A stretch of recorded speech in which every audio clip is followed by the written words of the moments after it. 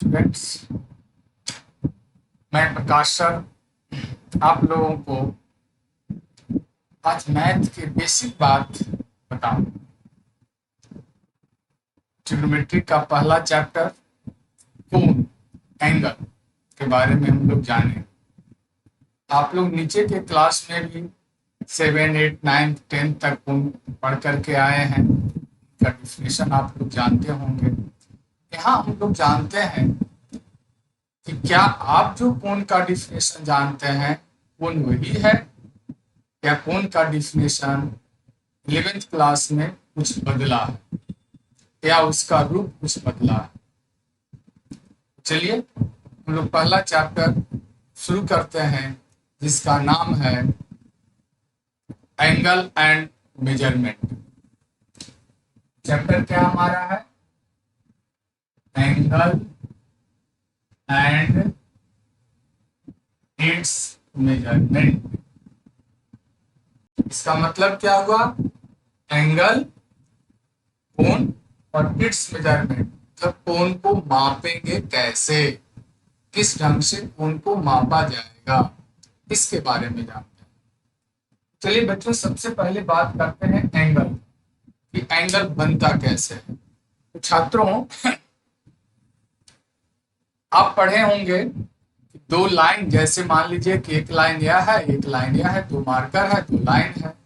आप दो लाइन को आप मिला दिए, जिस पॉइंट पर आप मिलाए उस पॉइंट को आप वर्टेक्स कहते हैं ना। तो अब इस वर्टेक्स देखिए, तो इस दोनों लाइन के बीच एक स्लोप डेवलप किया। इसके बीच क्या हुआ? एक स्लोप इधर भी डेवलप हुआ और एक स्लोप इधर भी डेवलप हुआ। इसी को आप क्या कहते हैं? कोण।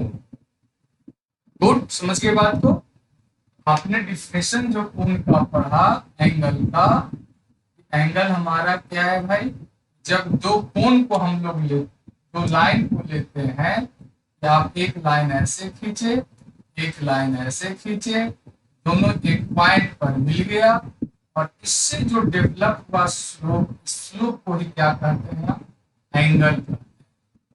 स्लोप को भी एंगल या हिंदी में इसको कोण के नाम से आप जानते हैं। तो सेम चीजें हैं बच्चों 11th में भी, बट थोड़ा सा अंतर है।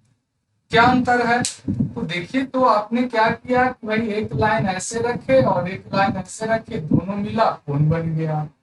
अब हम ये कह रहे हैं कि नहीं, दोनों लाइन एक ही जगह है, दोनों लाइन एक ही जगह है।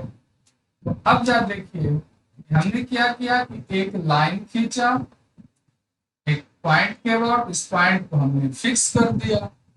अब जब फिक्स किए, इसी पर दूसरा भी, पहला लाइन है और दूसरा लाइन भी है। अब इसी पॉइंट के बाद दूसरी लाइन को रोटेट कर रहे हैं, घुमा रहे हैं।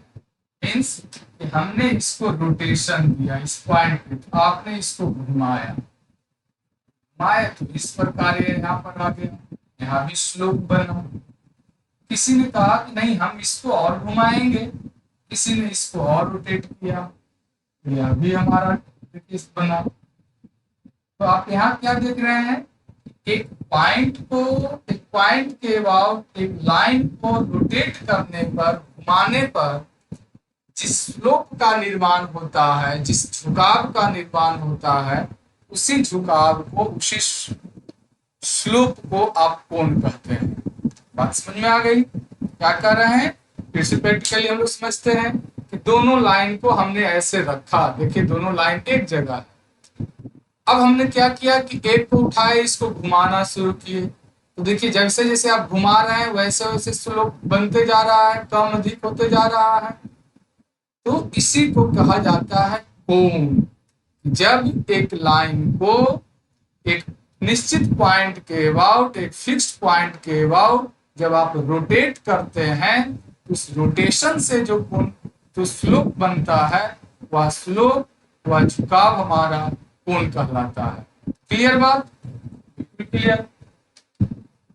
अब देखिए कि जैसे आपने घुमाया, जब इसी को एक कंप्लीट आप घुमा लेते हैं, लाइन है, इसको हमने घुमाते गया घुमाते गया, घुमाते घुमाते आप यहाँ पर पुनः आप आ गए, तो इस केस में जो एंगल बनता है 360 डिग्री बनता है। तभी तो आप पढ़ते हैं कि एक बिंदु के अबाउट, एक पॉइंट के अबाउट मीन्स एक पॉइंट के चारों ओर जो कोण बनते हैं वह 360 डिग्री बनता है। कैसे बनता है, क्यों बनता है, यह भी आपने समझ गया।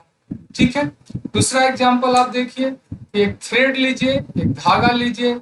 बचपन में आप ऐसा बहुत खेल खेले हैं। एक छोर पर पत्थर बांध दीजिए और एक छोर को आप पकड़ लीजिए और उसको घुमाइए, तो आप क्या देखते हैं, आपका लंबाई क्या, थ्रेड का लंबाई जो है, धागे की लंबाई बढ़ता है क्या, नहीं बढ़ता है। आप एक छोर पकड़े हुए फिक्स है, लेकिन वो गोल गोल घूम रहा है। जब गोल गोल वह घूम रहा है, तो जब एक राउंड पूरा घूम गया, तो उस केस में हमारा जो कोण बना वह 360 डिग्री हुआ। कुछ बदमाश जो है इसमें दिन भर लेकर के घुमा रहा है, तो दिन भर जो वो घुमा रहा है मीन्स कि वो इनफाइनाइट डिग्री का कोण बना दिया, क्योंकि एक बार में 360 बनेगा, बार जितने बार आप घुमाइएगा उतना 360 बनेगा। तो इस ढंग से इनफाइनाइट डिग्री का कोण जो हमारा है बनेगा, उसका फॉर्मेशन होगा। अब देखिए, तो यह जो हमारा कोण हुआ इसको हम लोग कहेंगे कि यह 360 डिग्री हुआ। तो इसी को कहा जाता है एंगल। इसी को क्या कहा जाता है, एंगल। अब बच्चों देखिए, इसको घुमाने का दो तरीका है। एक मान लीजिए कि लेफ्ट हैंडर है, एक राइट हैंडर है, तो आप राइट हैंडर है तो ऐसे घुमाइएगा, लेफ्ट हैंडर है तो ऐसे घुमाएगा। मान लीजिए कि लेफ्ट हैंडर आया, बाएं हाथ वाला आया, उसने घुमाया, इस ढंग से घुमाना शुरू किया। मान लीजिए घुमा करके यहाँ पर लाया, यह भी तो जो का बना, यह भी तो स्लोप बना, इसको भी आप कोण कहेंगे, इसको भी आप एंगल नाम देंगे कि यह भी हमारा क्या है, एंगल। एंगल कैसे बनेगा हमारा, तो आप दाहिना बढ़ती घूमेंगे तब भी और बायां बढ़ती घूमेंगे तब भी, मीन्स कि अगर आप एंटी क्लॉकवाइज में मूव कर रहे हैं तब भी कोण का निर्माण होगा, आप क्लॉकवाइज में मूव कर रहे हैं तब भी कोण का निर्माण होगा। तो अब अंतर क्या होगा, तो अंतर इसके चिन्ह में होगा। अंतर किसमें होगा, इसके चिन्ह में होगा।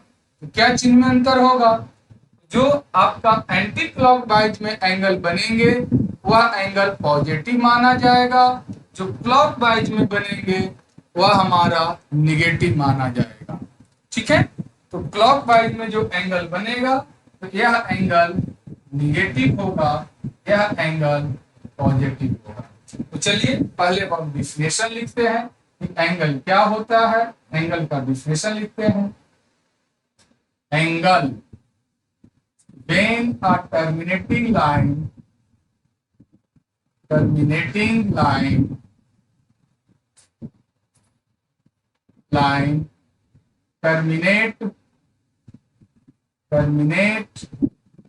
about a fixed point,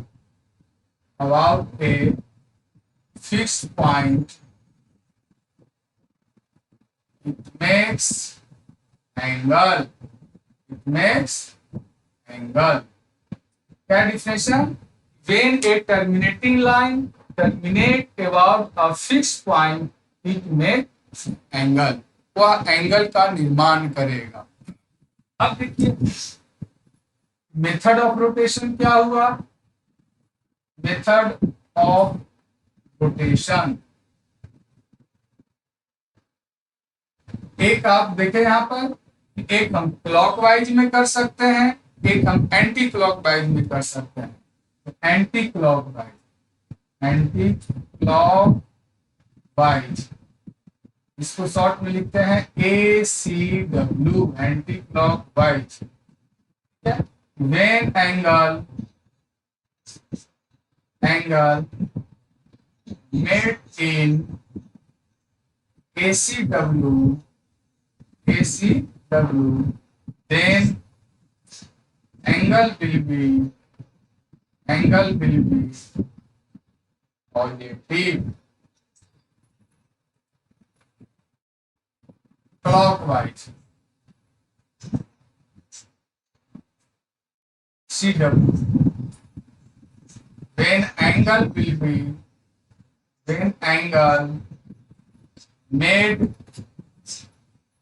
in clockwise then angle will be negative।